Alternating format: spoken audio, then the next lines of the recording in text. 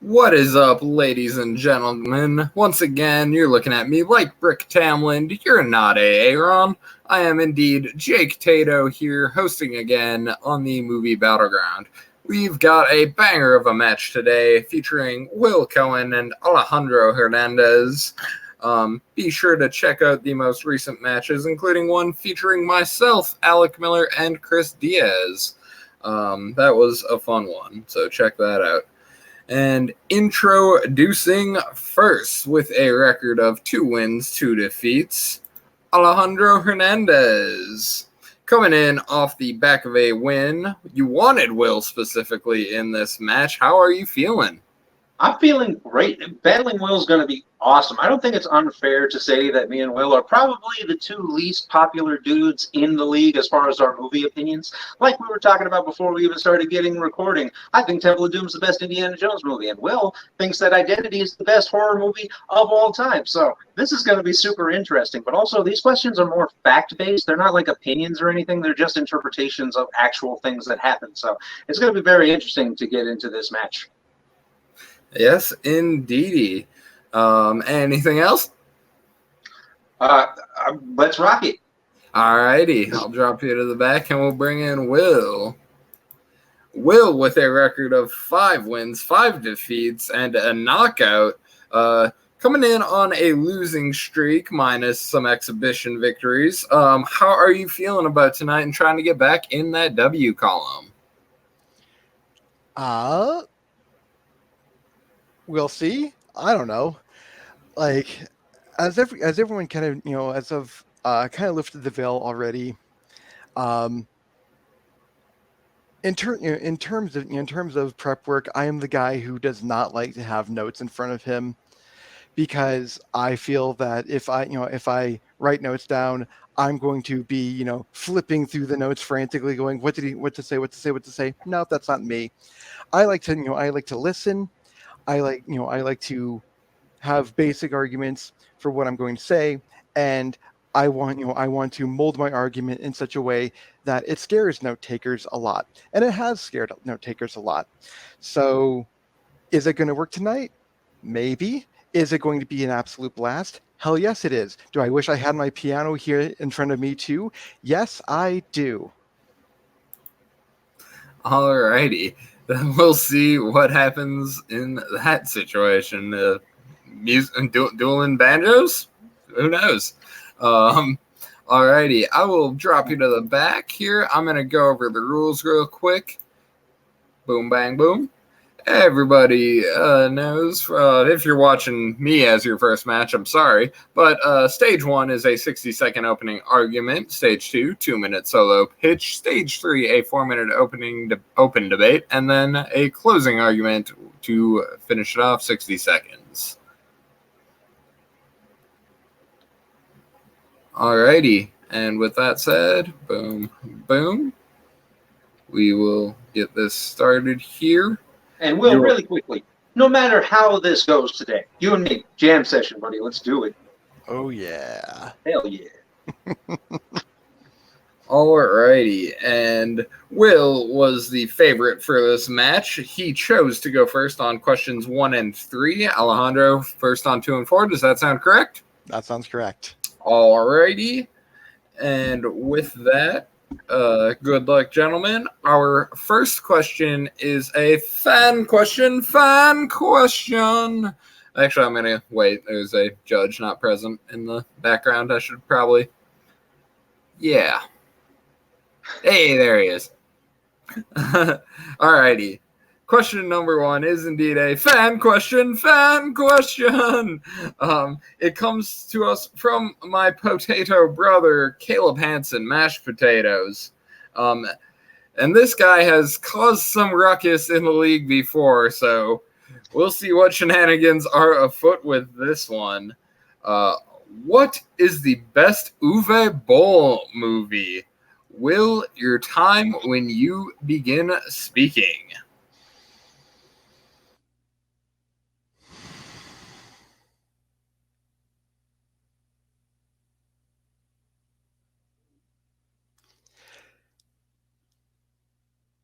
So let's face it, if you're going, if you're going to talk about the best Uwe Boll film, you might as well be talking about the most successful person who has a degree from Trump University. It doesn't really matter at all. But if you're going to pick one, you have to actually pick the one that actually showed that he was a competent film director when he kind of wanted to be. And that is In the Name of the King, a Dungeon Siege movie. A long title and a more opulent title than it absolutely deserves. But this is easily the best one he's ever done. It has easily the best cast. It actually was written with something other than a crayon. And it was, the cinematography is so absolutely, well, not breathtaking, but it's better than anything else he's ever done. Plus, this film gets so insane at moments. You could have sworn it could have almost been a spiritual sequel to movies like Labyrinth from the 1980s. It's so great. It's actually pretty good. You should check it out. Yep, and time. Alejandro, your minute when you begin speaking.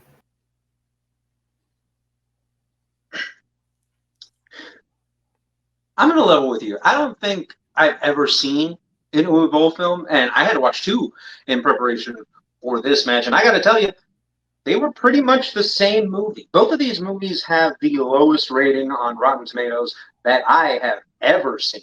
The one I went with is slightly worse, and I think in that way, weirdly, it is Uwe Boll's best film, Alone in the Dark. Like I said, it's almost beat for beat within The Name of the King with the whole like adventure aspect, but I think audiences misinterpreted what the movie was to begin with. It's marketed as a horror movie, runs like an action adventure movie, and may or may not be loosely based on a video game from 1992.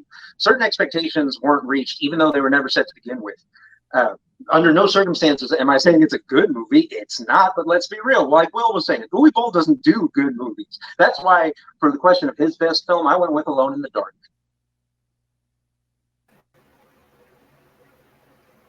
Alrighty, and we'll go to time there. I think that was about on time. I got about 10 seconds before the timer started. Oh, I moved it ahead. Sorry. Oh, yep. Okay, no problems. Yep. Will, you're two when you begin.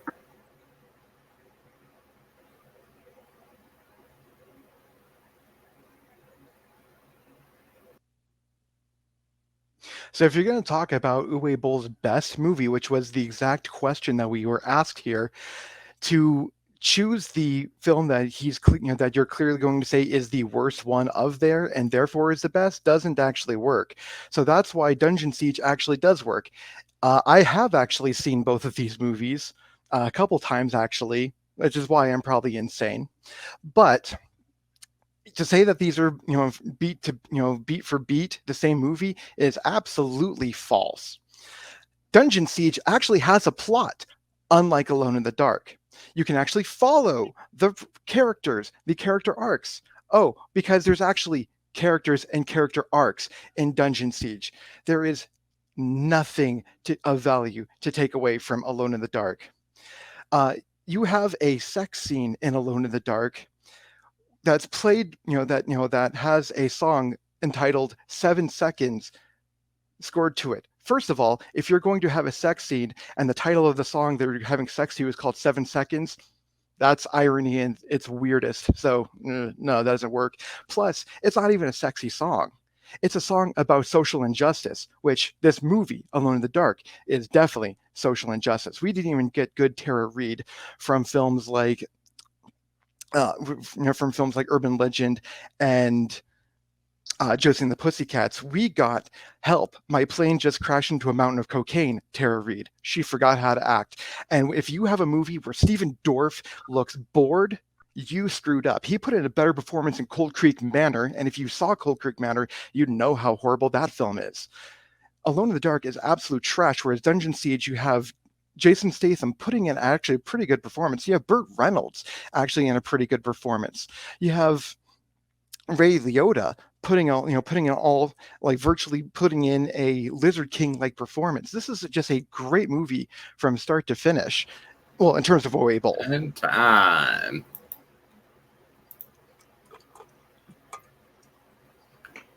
Alrighty, your 2 minutes when you begin, Alejandro.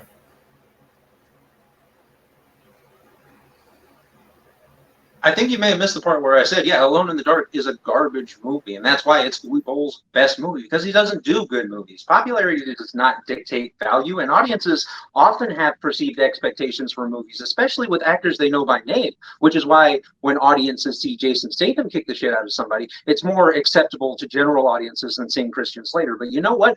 Credit where credit's fucking due. Barring the traditional Uwe Boll misuse of shadow cam, CGI, and all-around poor directing style, Christian Slater is not taking this role lightly. He clearly wants to be there and is doing his damnedest with the fight choreography. It's obvious that he's not used to doing that stuff, but at least he's putting forth the effort, and I don't think enough people appreciate that. All they see is Interview with the Vampire or Heathers, and that's just unfair. Again, Alone in the Dark is not a good movie, but at least Christian Slater tries, he takes the opportunity and gives it everything he could. You can talk shit about Tara Reid all you want, but in 2005 she was still one of the hottest actresses in Hollywood with the success of American Pie. I don't personally find that Paris Hilton style attractive, but back then she was a draw. Like, teenage dirtbags wanted to drool over her. As far as her performance, there's a very simple explanation: the lens of the video game adaptation. I think this actually makes sense, specifically for Tara Reid, Stephen Dorff, and really everybody else, because everybody talks like an NPC. This is early video game dialogue, and people complain about the text crawl, but again, the game came out in 1992. That's how early PC games operated. It just doesn't work for cinema. It's kind of like watching video game cutscenes without actually getting to play the game. In the Name of the King also has this problem. The subtitle of the movie is A Dungeon Siege Tale. Tell me that doesn't sound like an Oregon Trail knockoff. But with the fact that Jason Statham is a huge action star, is actually English, and the medieval style that people associate with fantasy films anyway, it makes it easier for the audience to disassociate, which is the only reason I can think anybody would think this movie is better than Alone in the Dark by 4 times. And time. And we'll start the 4 minutes when the first competitor begins speaking. So you realize you're actually proving my point that Dungeon Siege is the better movie, and therefore fits the, and that actually fits this question: what is the best Uwe Boll film? So you're actually proving my point. I said specifically that popularity does not dictate value.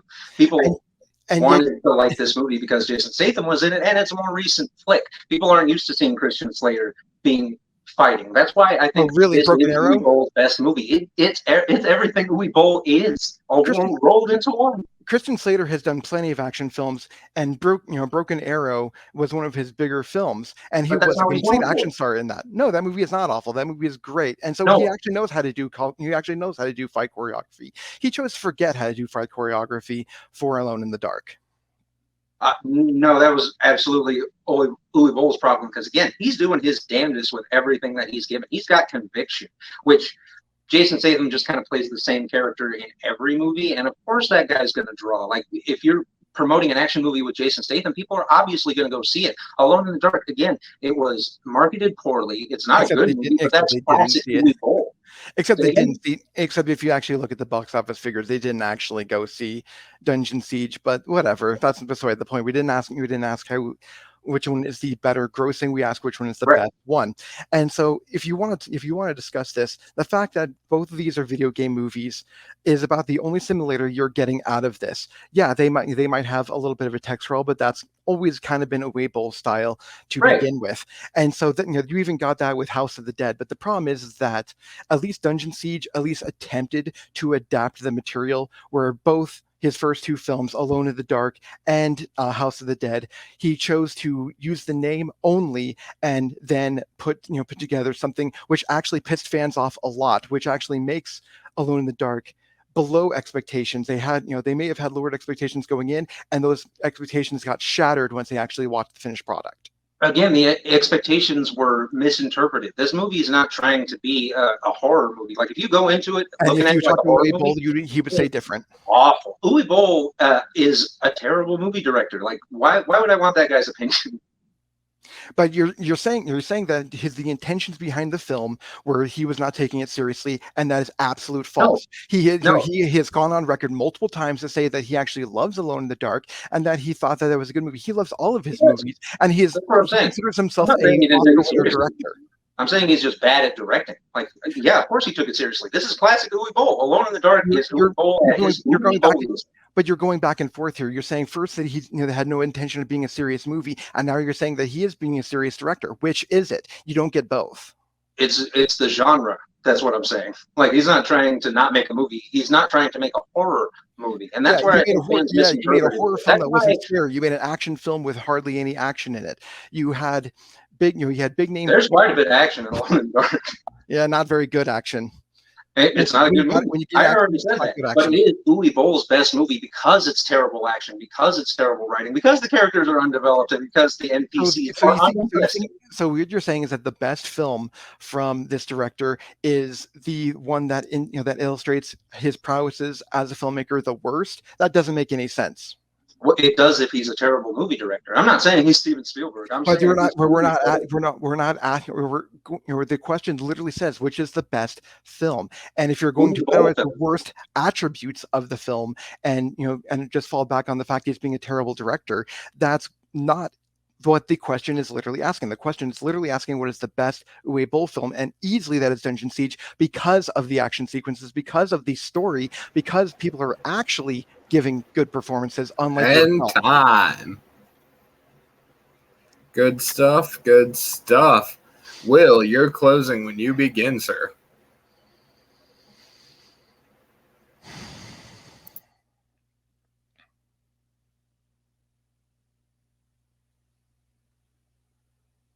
I can't emphasize enough. If you're going to say a film is the best from a director, you need to prove why it is the best. All Alejandro is literally doing is proving why Alone in the Dark is the worst film from him. He's actually even saying that flat out, and it doesn't work. That is a bad argument.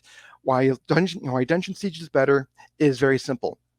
Even before Jason Statham puts in a Jason Statham-like performance, you still have great actors like Lily Sobieski putting in a really good performance. Burt Reynolds putting in a pretty good performance. You have Matthew Lillard being a complete skis-ball, and everyone loves Matthew Lillard when he's a complete skis-ball. Look at Scream, for God's sakes. And you have Jason Statham still putting in a good thing, and that's not it. The screenwriters actually gave a shit for once. The cinematographer gave a shit. There's actually good fight choreography here, including a fight with 3 swords with one guy, just floating in the air. That's just fucking awesome. Alone in the Dark has none of that. Alejandro, your minute when you begin. Firstly, I hate Scream so much. Secondly, these movies have the same writers. Asking about the best Uwe Boll film is like voting in the United States. There's no winning. We're all losers here.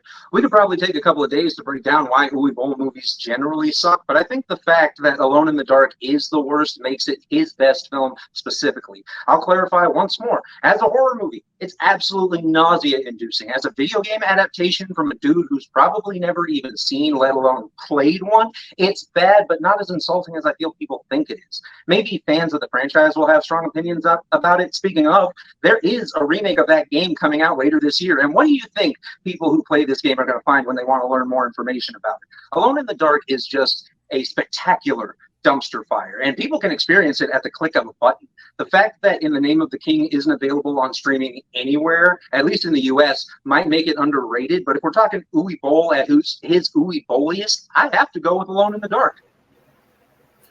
And time. Good match there, boys. We'll drop you to the back. The physical pain that both of us have for defending either of these movies. Right. I didn't defend this movie. To Aaron Knoll, may I have my soul back, please? Yeah. Please? You owe me 4 hours. We'll organize that later. Good luck, boys. Good luck. Take some time to decompress. All right, bringing on 3 fantastic judges. I have Chad Dad Webb, Andrea Mullenweg, and Chris Diaz. Oh, thank God I don't have to answer this. Well, we'll see. He's still traumatized from that one time. No matter much of the pain I went through giving away ball last year. No matter much. All righty, we will see what our judges' thoughts. Chad, you are first on the stack. Yep, I went with Will. I respect the hell out of Alejandro for choosing a stance and then sticking to it and just battling forward. As much as Will kept saying, like, you're arguing the wrong thing here, Alejandro's like, no, I'm arguing this. I'm going to keep on. And while I kind of, want to give him the point for that, I had to go with Will because they at least tried to defend his movie. And honestly, look, I also picked Alone in the Dark when I battled Jay Burns for the worst video game movie of all time or whatever. It wasn't UA Bowl. And I don't know how the hell I lost that point because it is one of the worst movies ever made.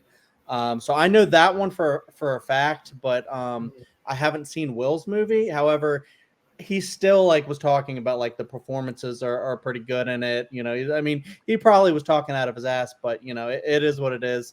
He did the job to defend his movie, so I went with Will. Alrighty, Andrea, next. What you got? I also went with Will on this one. Kudos to Alejandro. I actually know what he's doing in this in that, and he was close to getting my vote, but there's just something lacking in his argument that would really stick it home for me. But I understand what he was doing. But my vote goes to Will because he was able to give us a lot of reasons why his choice is the better movie, as well as be able to counter a lot of Alejandro's points that tried to knock his movie down. Alrighty, and as much as I would adore hearing your thoughts, Chris Diaz, no. We'll put you all in the back, and we will move on to question number 2. Great round, guys. Good knock, Will. Good knock, Alejandro. Moving on to question number 2, in the realm of good movies sometimes, whereas the last question was not in the realm of good movies ever.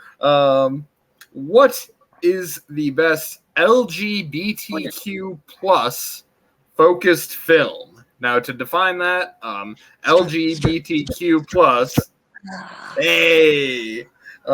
themes and characters are at the center of the film. So just listen to the arguments. They've already been, the movies have been accepted. So go with that. Alejandro, you will start this match. I will bop on out of here. And your minute when you begin speaking, sir. Strap in. I kind of hate this question. Representation in film, especially in more recent years, has lost a lot of its authenticity, at least in my opinion. There are so many terrible movies that people stand by as masterful works of art because they're catering to X demographic and then get personally offended when you try to point out the structural flaws of the movie. You must be racist or sexist or whatever the hell they can think of. That's why you hate it, not because you have standards, which is why I went with the film that not only represents the queer community well, but also forces you to view the actual reality of the scrutiny they've endured for decades. Jonathan Larson's first and only stage production, adapted for the screen by Chris Columbus, 1,000 years before representation in film had ever been a topic of conversation. I don't even have to say it. You know what I'm talking about.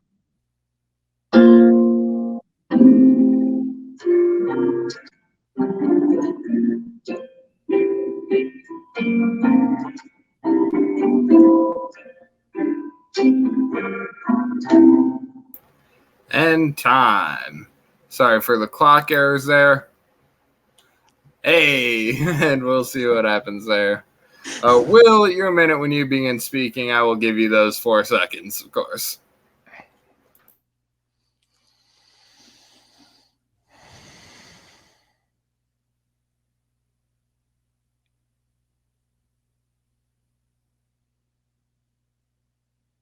As a cis white male, agreeing with Alejandro that a lot of the LGBTQ plus centric films are kind of crap because they kind of rely on that fact alone and basically say, hey, we're this, you should appreciate it. Well, unfortunately, no. And I'm going with a film that came out after Call Me by Your Name, which was definitely one of those type of films, and fuck that film and that's groomingness. I picked Love, Simon.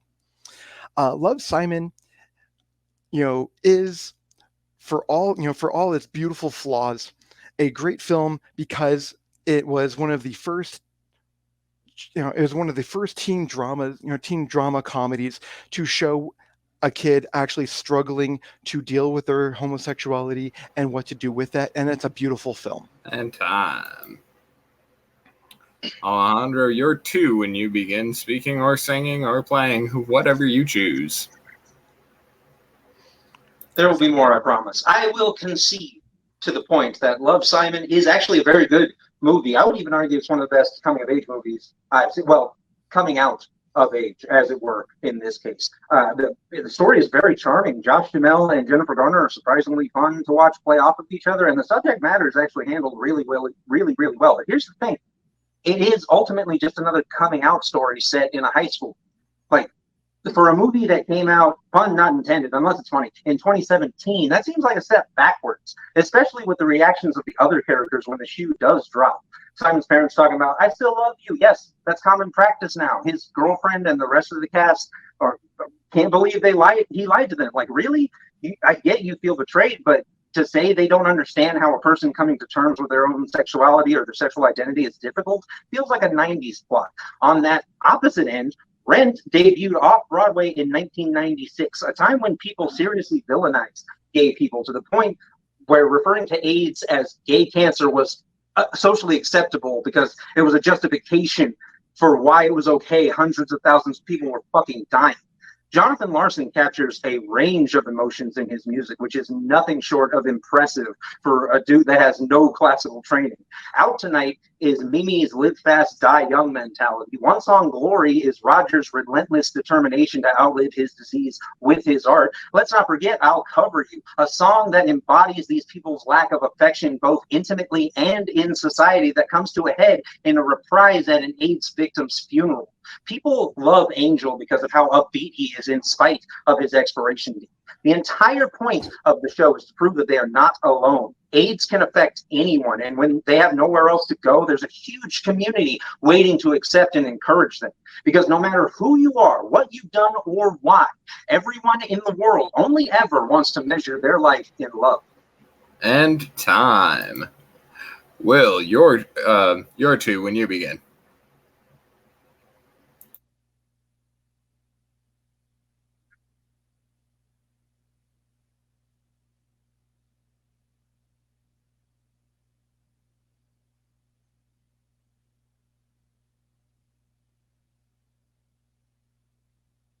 So the problem that I have with Rent is the fact that if you saw the stage musical, you would know that the movie just is the Cliff Notes version of the musical, and that is an absolute shame. Chris Columbus should not have touched this. There are better directors who could have easily touched this and made a better film. Half the times, this film, the film adaptation kind of feels like is shouting to the heavens, see, straight people can get AIDS too, and that kind of seems like a slap to the face to the queer characters and the struggle. If you want to see a good film that deals with AIDS in a very profound, loving manner, go see The Normal Heart, which is actually a really good film about the AIDS struggle back in the 80s. Whereas with Love, Simon, yes, it is a coming of age, coming out tale, but all of Alejandro's slams against it actually make this more real for kids who are coming out today. Gay people are still vilified to this very day. It's tragic, but that's absolutely the truth. And young kids today, especially in the age of technology and Facebook and all social media, are still actually vilified by these people and cyberbullied and all the other shit that comes with that. And Love, Simon shines a light on all of that and still manages to find the bright light at the end of the tunnel for that. And for that is easily why this gets that edge over Rent. Rent may be the classical example. It has been lifted, by the community, but that is the musical. The movie version with people who love who loved the musical have actually slammed the movie time and time again because it is absolutely not the same. Whereas Love, Simon is more of an original story. It shows the pains and trials and tribulations of coming out as a teen in a modern America, and still manages to be a movie about love. And time. Good stuff there, gentlemen. Your 4 minutes will begin when one of you begins speaking. Speaking of the musical, I can't imagine anybody hating the movie automatically. They got a good chunk of the original cast back, and they got Tracy Thoms to come in and play Joanne, who's got an incredible voice, and it really kicked off the career of Rosario Dawson, because nobody wanted to take her seriously until they saw her in Rent. She was smoking hot, and she could sing. Her character is so interesting from beginning to end, but all of the characters are. Like, talking about the musical, the show is only ultimately half done. That's the problem with Rent. The rest of the show has to come from whoever puts it on. Like, that's the story. People want to continue doing this show because it is important to them. It made such an impact in people's lives, not only gay people, but also artists in general. But when people talk about Rent, they're talking about the musical, and they're not talking about the film.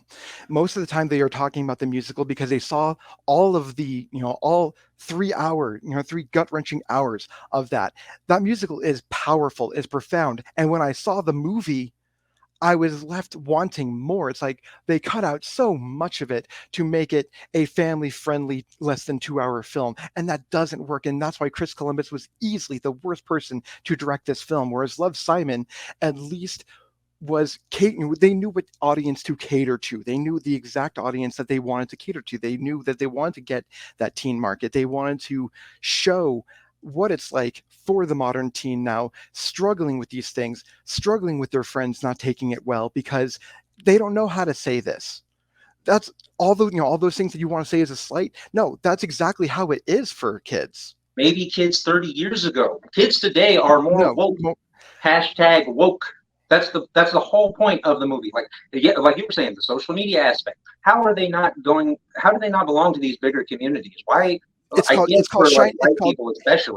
called turning a mirror on them, though. Just because they are woke, just because they had those values, or they thought they had those values, when they actually see it in their face, when they're actually dealt with it head on, that's when they had to. That's when they got to see themselves in the mirror and see how they dealt with it, and they didn't handle it well. Surprise, surprise. But that's the point of the film.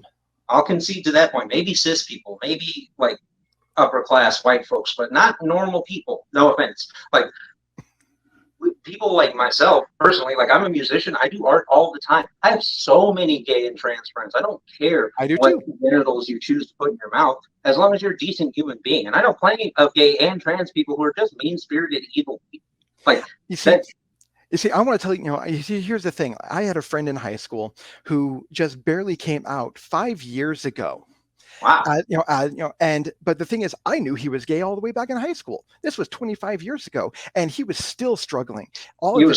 He lost a bunch of friends because he came out as gay. So no, this isn't just happening to teens. This is happening to adults in the woke generation. All those people who claim to be his friends had the mirror turned on them, and they didn't handle it well. And that's why Love, Simon is absolutely great in terms of this kind of representation, because not only does it show that struggle, but it shows the struggle of how to deal with this when you actually have it shown in your face. Are you going to handle it well?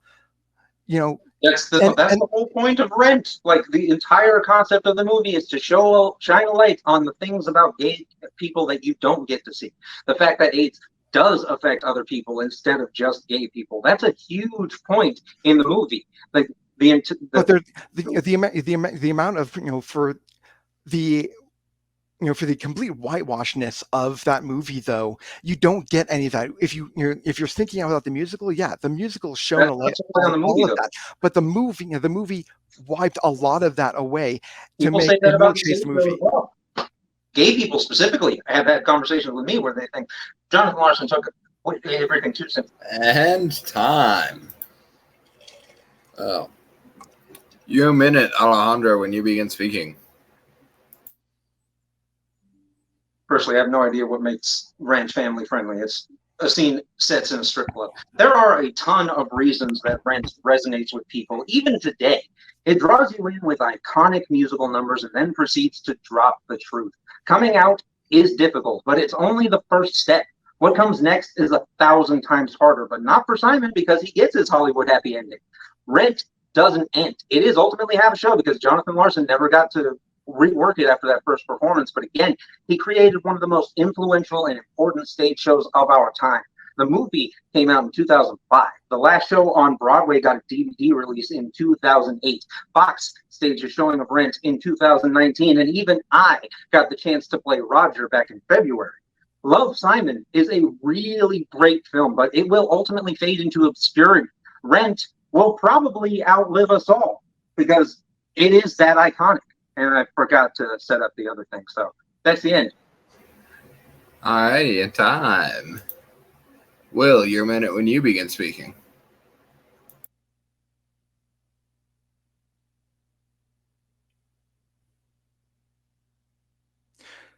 Rent the musical. The music, the story of the musical, the stage show will outlive us all. The movie is an abbreviated Cliff's Notes version of that, and it is an absolute shame. Whereas with Love, Simon is extremely relevant even today in the woke community because it shines a light on, yeah, you're woke, you claim to be gay rights, you claim all of these things, but when the light is shown on you, when you are in the spotlight, when you are dealt with this head on, are you going to handle it well? Just because, yeah, it's a coming out, it's just another coming out tale. No, this isn't another coming out tale because when they come out, not everyone's okay with it. Everyone is shocked. Everyone is shook by it. And that is exactly what happens in real life, even for kids, even for adults. This is a very important for that reason. And it is, and for that, it is the best one for this question. Time. So before you say, Alejandro, yeah, this was fucking amazing. Oh, this is phenomenal. This is exactly what I wanted from this match. Oh, and we're just getting started, baby. Yeah, since I'm not doing fact checking, I think I like this post talk as my as my judge time killer. So that's good. Very, very good stuff. Although no points to anyone for not choosing Chasing Amy. With that said, I will drop you guys to the back and bring in our judges. It's only okay. Unforgivable. We will go to Andrea on this one first. Dr. Dre, what you got? Okay. This is actually a fun topic to discuss. There's a lot of things going on in the world regarding the LGBTQ community. So, but my vote here goes to Alejandro. I think that he was able to protect his movie and defend his position a lot more when it was being attacked. And I also think that there's a lot of stuff about the LGBTQ community in Rent that's actually non-traditional.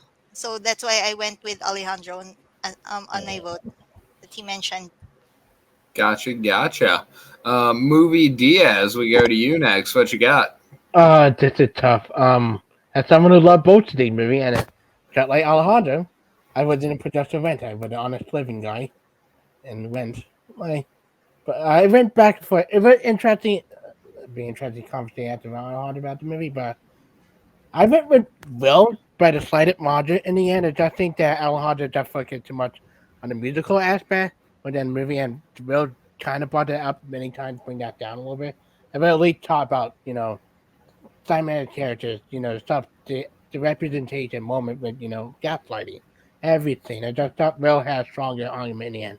Love both of these movies, and you can see I have one of them in the background on my DVD collection over there. Yes, we can definitely see that. Chad, in a match that I definitely think is deserving of a third vote, we will go to you. That's exactly what I was just going to say. I'm not surprised that it got split because they both really brought it. And I also love both of these movies so much.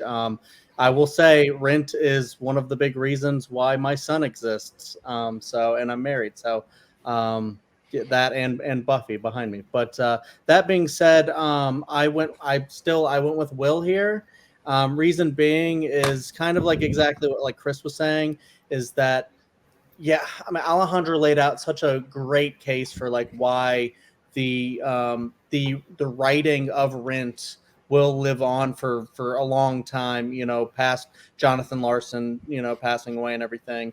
But I think Will really hammered the point of he's more so the stage production than the Chris Columbus feature that I also really love. But also when Wills was attacked, Love Simon, Alejandro is basically saying that we've seen the coming out story before, but I think Will did a really great job of explaining like the nuances of Love Simon and what makes this one in particular a really great film. So I went with Will. Alrighty, thank you very much, judges. I'm going to drop you to the back. Alrighty, fantastic round there, gentlemen. Will leading 2-0 in this moment, but anything can happen in the movie Battleground.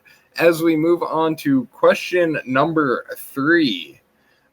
This one is one that I know one judge in the back will have fun with. I think all of the judges in the back will have fun with. What is the worst musical of all time? Will, your minute when you begin speaking, sir.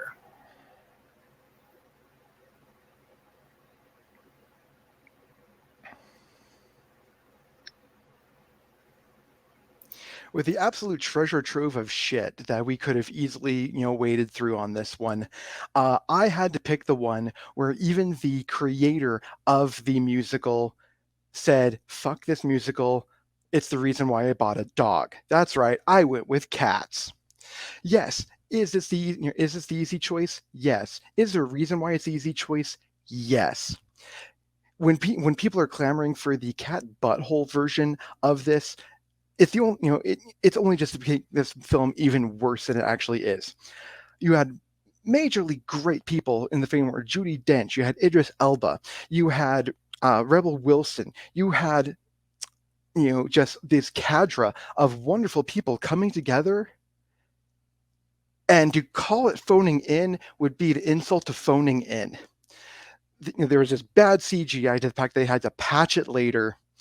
Again, Stephen Sondheim even said "fuck this," and when Stephen Sondheim says "fuck this," And fucked up. time. Alejandro, your minute when you begin speaking.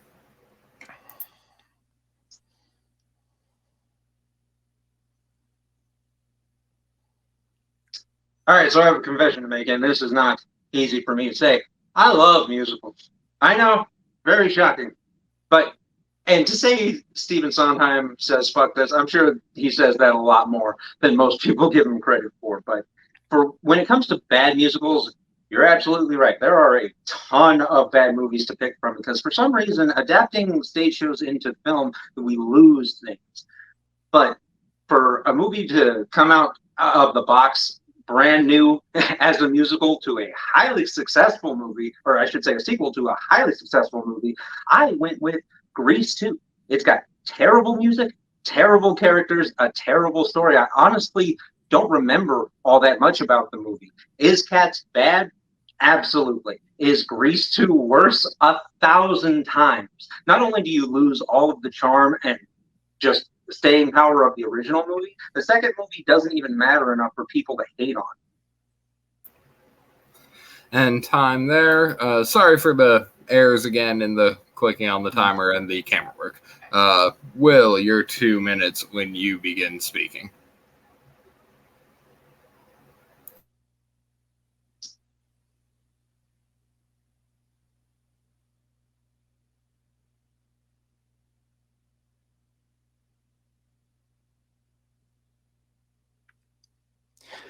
So here's a confession time. I love Grease 2. This is a film I actually was raised on, to the point that when I try and watch Grease, I actually hate it for a few different reasons. One, Maxwell Caulfield and Michelle Pfeiffer, yes, that Michelle Pfeiffer, have better chemistry in Grease 2 than Olivia Newton-John and John Travolta pretended to have in Grease. The songs actually illustrate kids being kids in Grease 2. Because why? It's set in a high school. Wow! Kids being kids in a high school. Very shocking. Whereas with Cats, this is the only time in cinematic history where they took source material that had no plot, they inserted a plot into it, and somehow made the film worse. How is it that Taylor Swift, who is a terrible actress, is actually the most charismatic person on screen? That's not saying something when you have Idris Elba, who usually oozes charm, flat as a pancake. Judi Dench, that's phoning it in. The girl from DreamWorks, I'm blanking on her name, Jennifer someone, I'm blanking on her name. Of course, like I'm an idiot, but she's even phoning it in. She's barely, like, for as great of a voice she is, as great as an actress she is, she's putting in the bare minimum. And of course, you have people like James Corden, who shouldn't be in films at all anymore. The cast. Thank you, Jennifer Hudson. Thank you.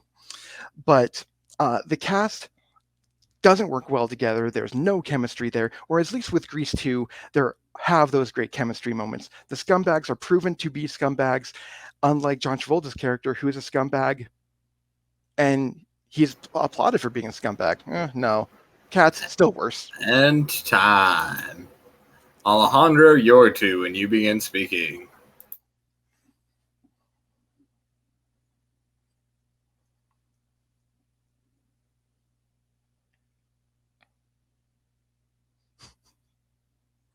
God, I don't even know where to begin. Okay, first of all, people who say they don't like Grease are fucking lying. Grease is a perfect musical. Does it have its problems? Absolutely. The entire plot centers around this chick giving up her identity, starting smoking, just so she can be with some guy. Is it the best story? Absolutely not. Does it have way better music than Grease 2? Absolutely.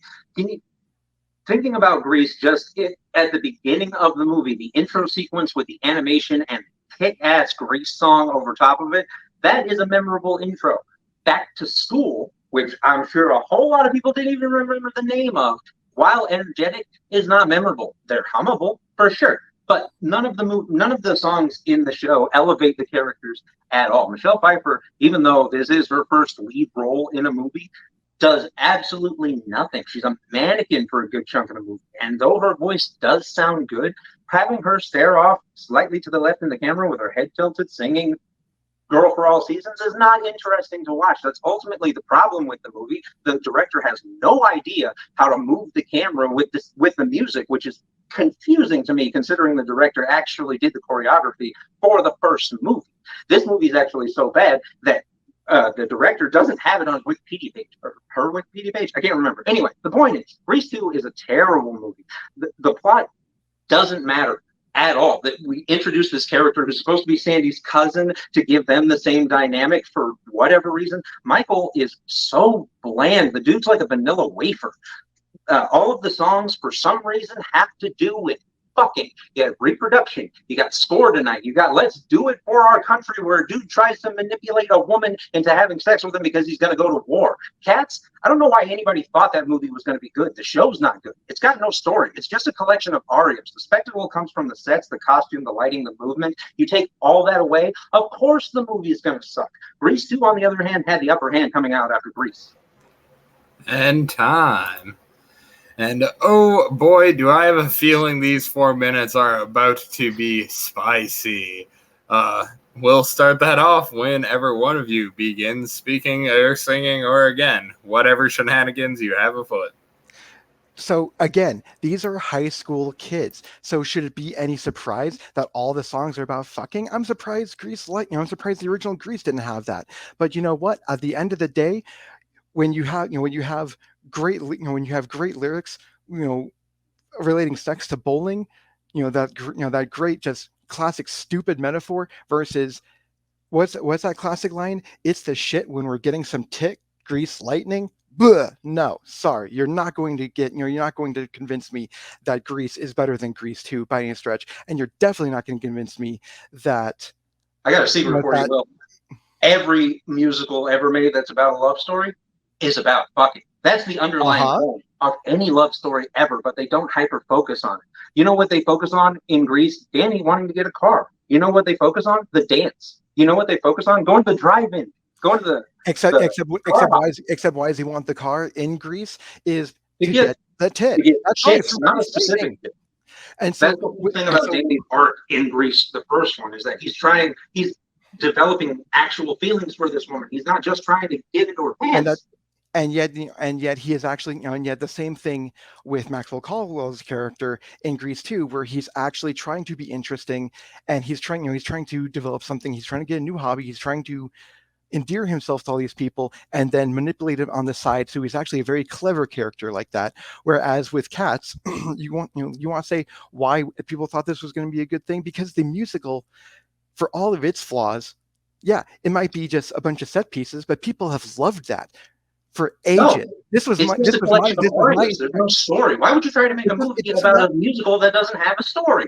That's what stands out about it, because the story, the original source material from T.S. Eliot didn't really have a story either. It was a bunch of poems, and it was, the songs are memorable, even beyond Memories, which I hate that song. But you have great songs like Rum Tum Tugger. You have Skimbleshanks, the Railroad Cat, which is the only good thing about that movie, because seeing that on a big screen was my childhood coming back to life, and then it was instantly shattered the moment the rest of the movie actually happened. You have like just bad CGI throughout the entire thing. You have roaches dancing, which makes me hate Joe's Apartment. Joe's Apartment is one of my favorite movies of all time. And here's the thing. You talk about Taylor Swift in Cats. Of course she's going to be good. It's a musical. She's going to sing. Like, Idris Elba, barring his whole, like... But you have to sing and act he at the might same not time. be a musician. I don't actually know. But he's not going to be better than Taylor Swift. He is a musician, by the way. Vocalist. He is a vocalist. But even then, people would pull memories if you talk about Cats. Nobody remembers shit about Grease 2, except for probably you. Yeah, it doesn't, but that does not necessarily make it a bad one. No. Does it make it an underseen one? Yes. But does it automatically make Grease 2 worse than Cats? The answer is no, because it still has, it may have some of the same beats, but it actually elevates those beats a little bit. Once again, Cats is going to survive after this movie. Grease 2, nobody even gives enough to make a stage adaptation for it. The musical will survive, and Right. people will only start, people will only start talking. The only reason why people will start talking about Cats is, wow, that movie's the biggest piece of shit I've ever seen. I can't believe I paid money to see that. And that's the reason why it is the worst. People still talking, this is just such a atrocious film. Once again, you strip everything away from Cats that makes the musical good and put it on screen. Of course, it's going to be bad. Grease 2 had nothing to go off of. They had a blank template. They could literally do anything they wanted to with it, including bring in the original writers from the first movie, but they didn't. They tried to do something. They didn't showcase completely out of place. It's supposed to be set in the 60s, but it feels like the 80s for some reason. Ed time. As much as I would love to hear that one go on forever, we will have to move on to our closing minutes. Alejandro said if you strip away everything that made Cats the stage play great, of course it was going to be great on screen, but they didn't strip away. They tried to improve and added things that didn't need to add. That plot with what the Jellicle Cats really were is atrocious. The CGI is atrocious. You have Oscar winner Judi Dench here being bad. You have fan favorite Idris Elba being bad. You have Jason Derulo not being able to sing, not being able to act. You have Taylor Swift singing and somehow being the best actor amongst everyone with this great cast. That is atrocious. Whereas with Grease 2, you have songs about sex in a high school setting where it makes sense. You have he talks about this guy trying to manipulate a girl to sleep with him. It doesn't work, and he's pointing out to be a scumbag. So no, Grease 2 still better. Alejandro, bring us home when you begin speaking.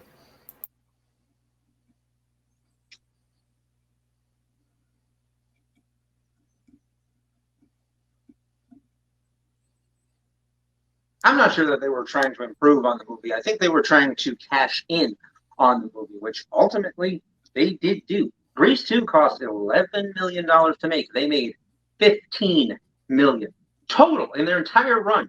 Cats has a 19% critic rating on Rotten Tomatoes, whereas Grease 2 has a 35%. But Both of these movies have the same score, 53%.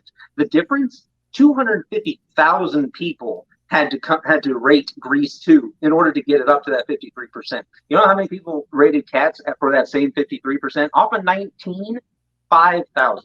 50 times more people felt it necessary to comment on this movie. And I will bet money that anybody who put a 4 or 5 star review on Grease 2 is going to be a recent addition, because nothing about that movie is good.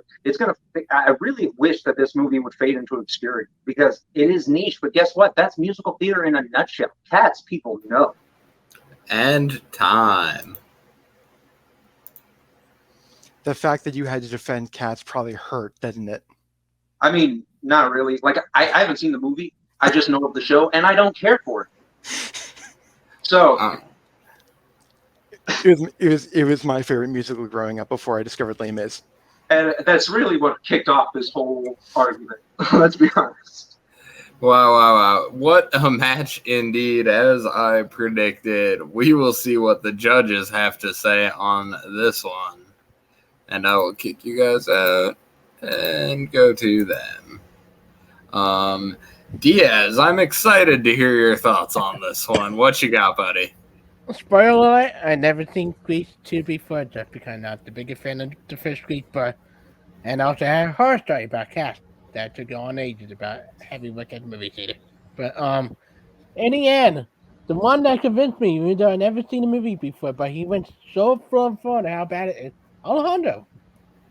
Yeah, like everything for the storyline, the character, to everything, the direction. I just didn't hear enough from Will, even though I much hate Cat. I didn't hear enough from Will about that because of bad performance at CGI. Why Cat is worse than Grease 2. I just heard so much about Grease 2. Now I'm horrified to watch it now.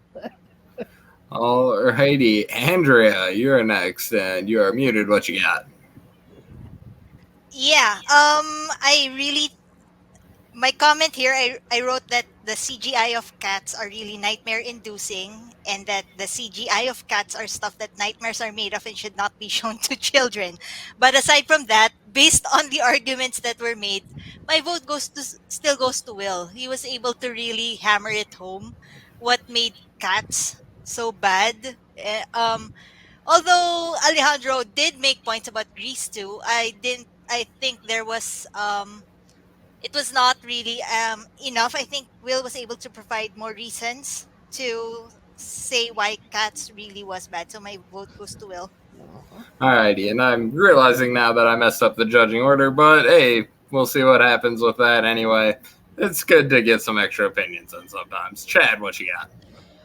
This one was really, really tough because I mean, it just felt like they mostly were just talking about the original Grease for the whole round, where that just actually wasn't a choice. I mean, I get why they were doing it, but it was just like for a long time they were just talking about Grease. I went Alejandro here, and the reason I did that is because they both did a really good job, I think, kind of tearing down their own films, which was the point.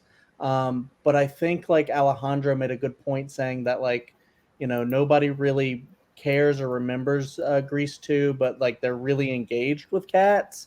So I think like the argument that he tried to do for the first round, basically saying like maybe it's so bad it's good kind of a deal, worked here for me, because he's like, well, at least people are engaged with that movie, whereas the other one nobody really remembers or cares about, and it just has really bad writing and stuff like that. So yeah, Alejandro. Yes! Finally not getting knocked out again. Hey, congratulations. That was a fantastic round. Alejandro getting the point there. Moving back on the fourth question, the final scheduled question of the match.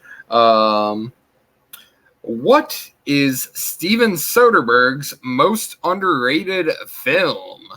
And I will get on out of here and let you boys have at it when you begin speaking. Alejandro. This is a great question. I said earlier, having a movie that you can't stream is the basis for an underrated argument. Steven Soderbergh has a lot of great underrated movies, like One of my personal favorites is A Scanner Darkly. Excellent. But since I already got to debate that movie, suck it, Jed, I decided to browse his filmography and stumble across a movie I haven't seen, want to see just based on the synopsis, but can't because there's hardly any information about it. King of the Hill. No, not the Mike Judge cartoon, nor does it have anything to do with Halo. In 1993, Steven Soderbergh wrote and directed the story of a kid living in the Depression era, struggling to keep his family together after they all separate for various reasons. Again, it looks like just another coming-of-age movie, but with the added twist of our protagonist being forced to grow up too soon. Especially when it comes to young male characters, that's something I don't think gets talked about enough. It's totally creative and unique, and with supporting performances from Adrian Brody, Katherine Heigl, and Karen Allen, you best believe I'm on the hunt for this movie. King of the Hill. And time. Will, your minute when you begin speaking.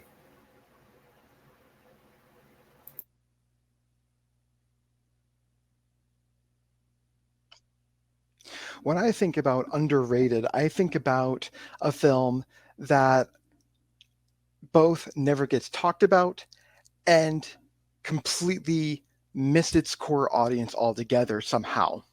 And for that, that is the reason why I chose 2017's Logan Lucky. Logan Lucky is a Channing Tatum vehicle, which somehow Channing Tatum fans didn't see. It is a great cast with people like Hilary Swank, Adam Driver, and Daniel Craig doing a Southern accent before Knives Out. Somehow, this movie doesn't get talked about at all in the same vein as Ocean's 11, as Magic Mike, as any these other great films that Steven Soderbergh has been a part of, and it's because it's almost never in that conversation. That is the reason why this is the most underrated Steven Soderbergh film. And time. Alejandro, your 2 minutes when you begin speaking.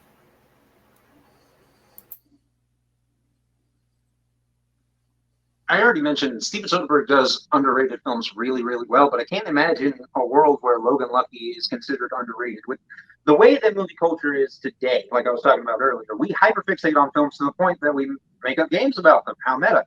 The movie has a 92% on Rotten Tomatoes with an audience score of 76% with over 25,000 reviews because it came out in 2017, a time where movie fans have way more knowledge about the art form and express those opinions very loudly.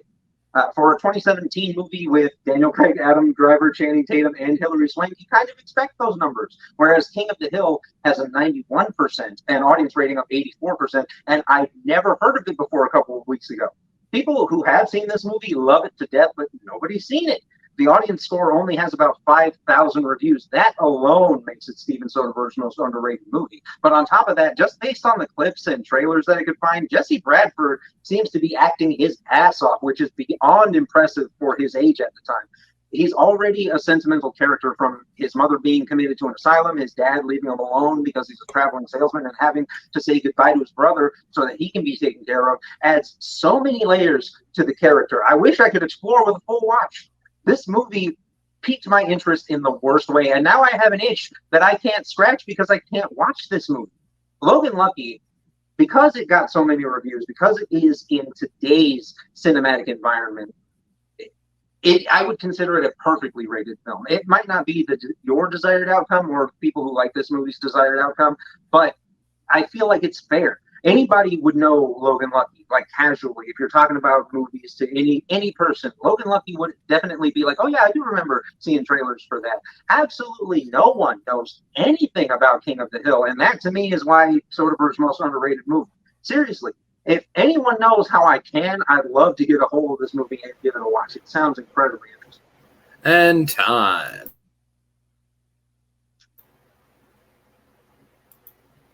Again, my apologies for my terrible, terrible mouse work. Let me make sure I'm on the right timer. Let's see. It's 2 minutes. My mouse does not like me today.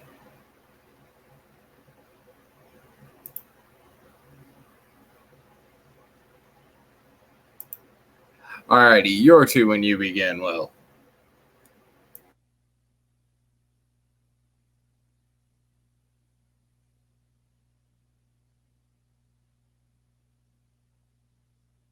So if we're only going by critical reception, yes, King of the Hill might have a 1-point differential for critic reception, but it was also nominated for a Palme d'Or back in either 93 or 94 upon its release, where all those awards that Logan Lucky was nominated for. Oh yeah, it wasn't nominated for a damn thing.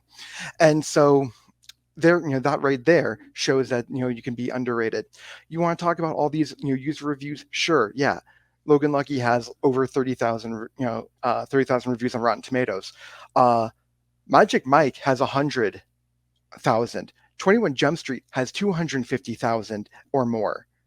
So again, this completely missed the mark of everyone. And when you talk about great Soderbergh films, this one falls by the wayside. When you talk about great heist films, somehow this one falls by the wayside, and yet it's a better one than almost every single Ocean's 11 film, including Ocean's 13, which is a stellar film. This one has everything that you want out of a story and does the heist even better because you absolutely never see it coming. King of the Hill came on his way to success with Sex, Lies, and Videotape. So he wanted to try something different. It found its audience. It found its indie audience back in the day. And that was good.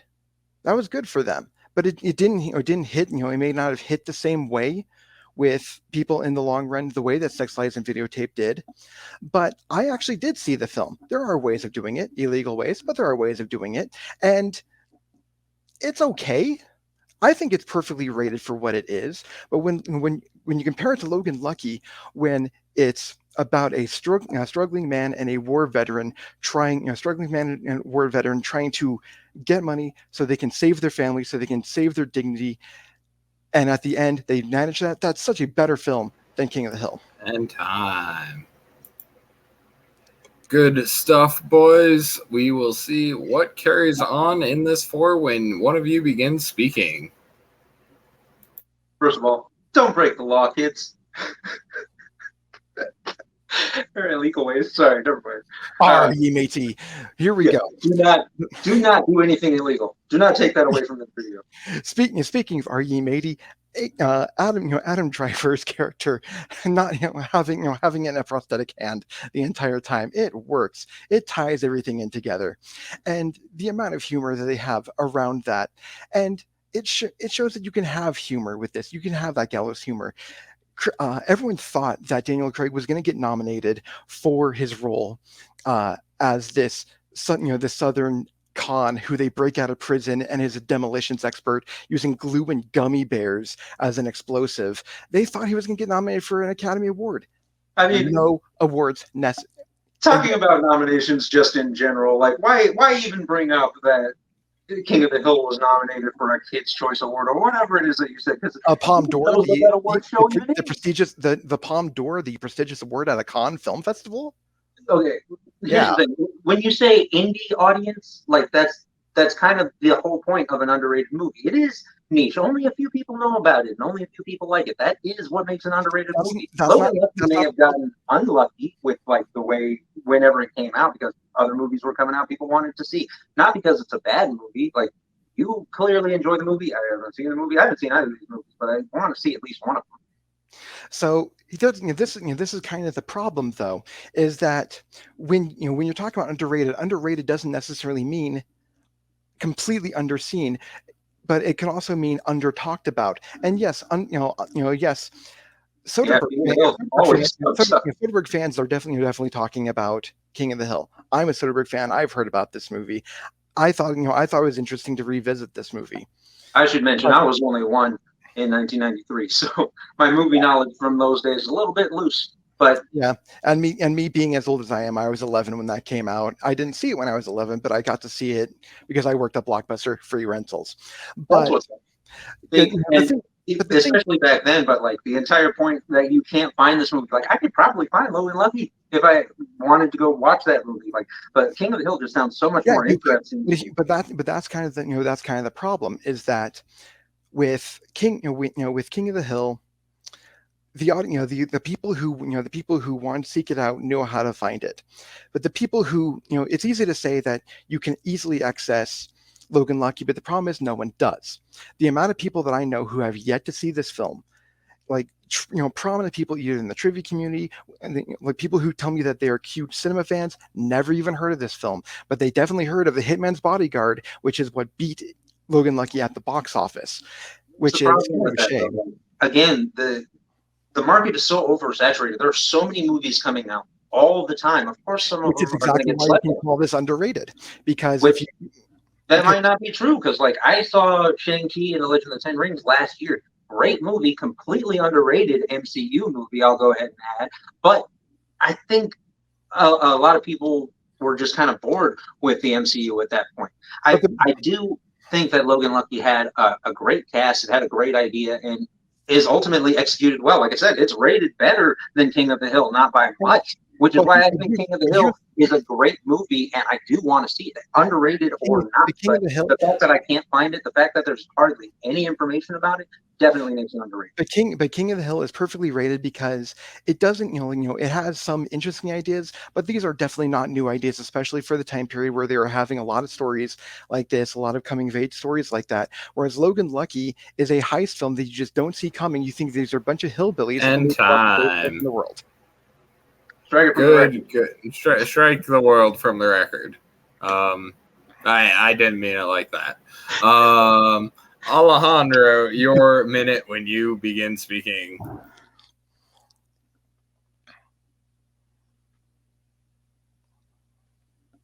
Logan Lucky had a lot of advantages when it came to audience ratings.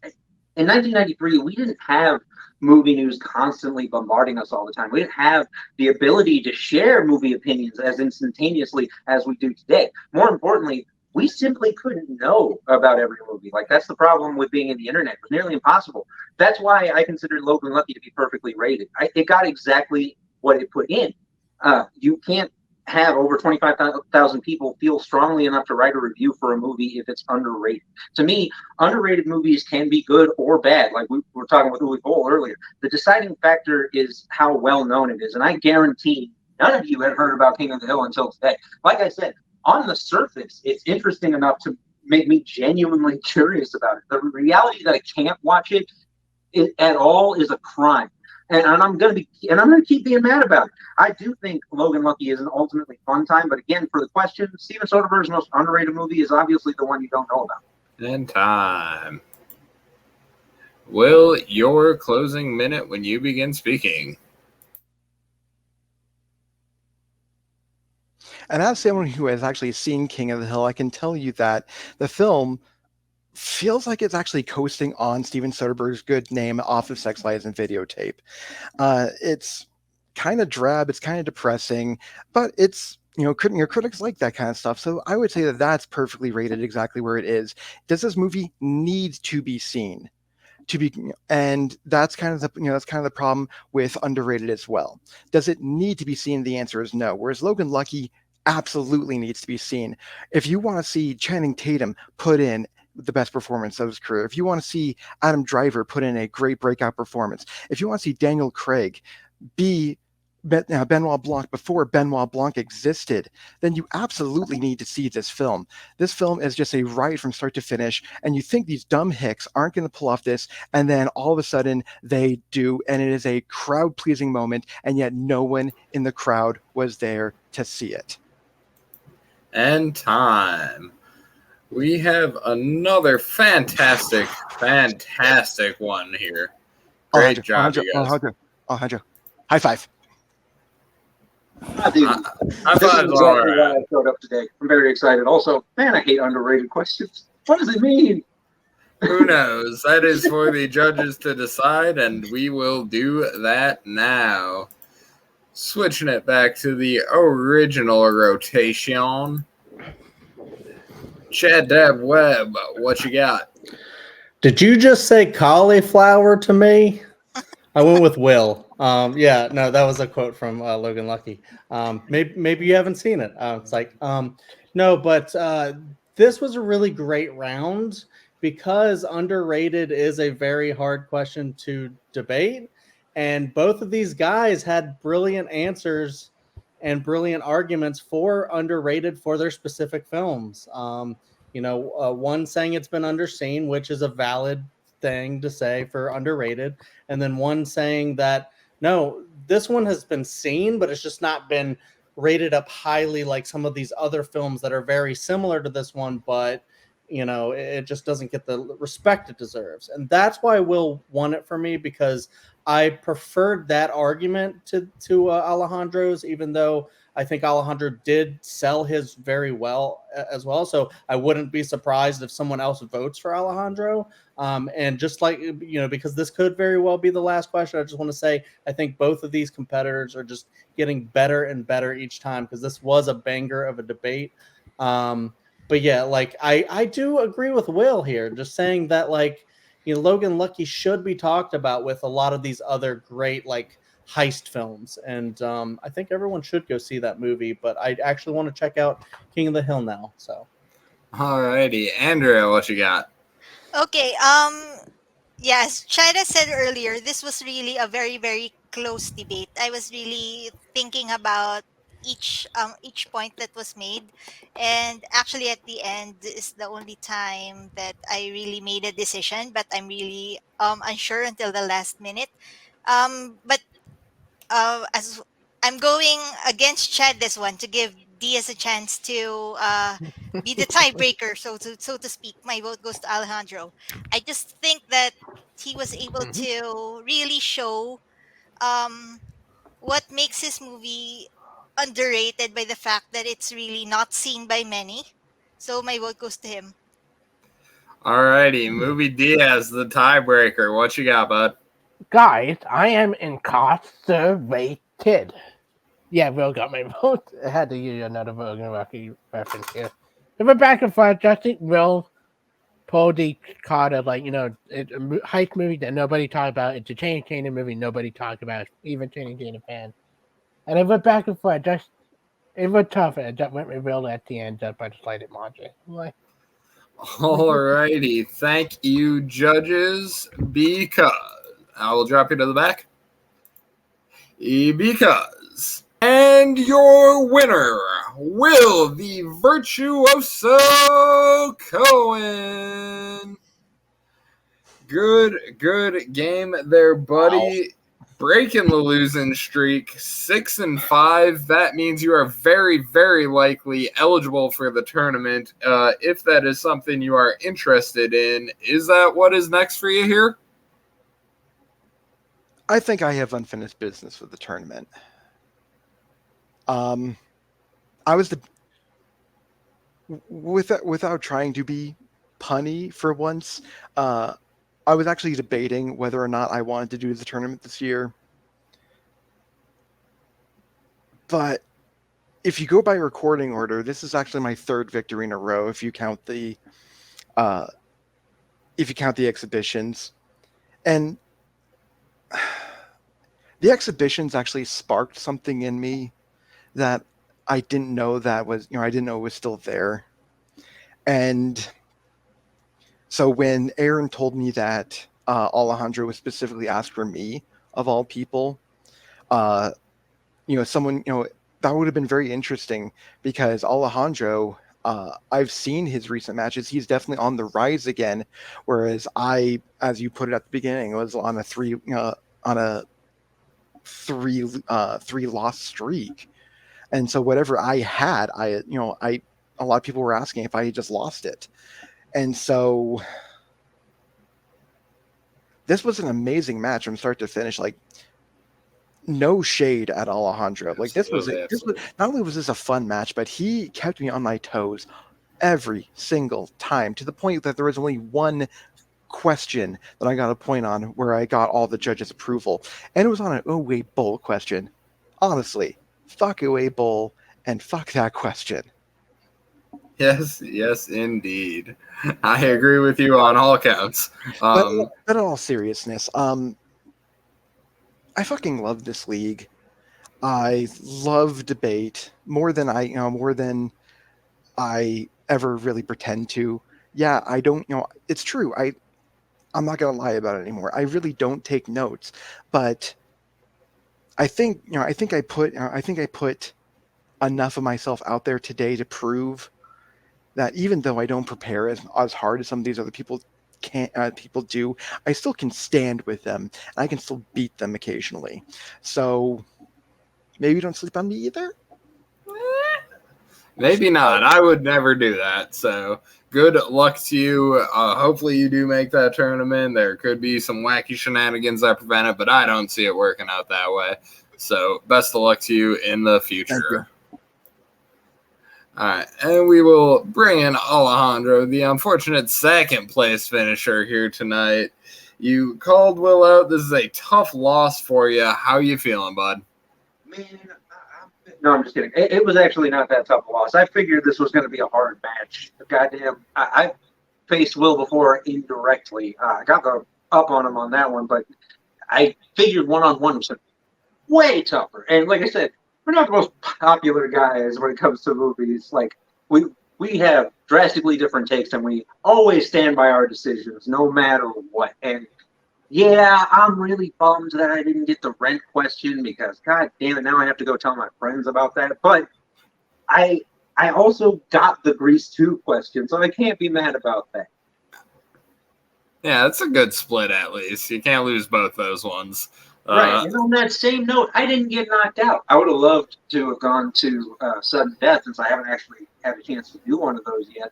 But having it go to 3 rounds, I was kind of expecting to lose this one. Let's be straight up. I was just coming off a victory. That's kind of how my matches go. Win one, lose one. Win one, lose one. Coming off a victory, I was kind of expecting to lose this one.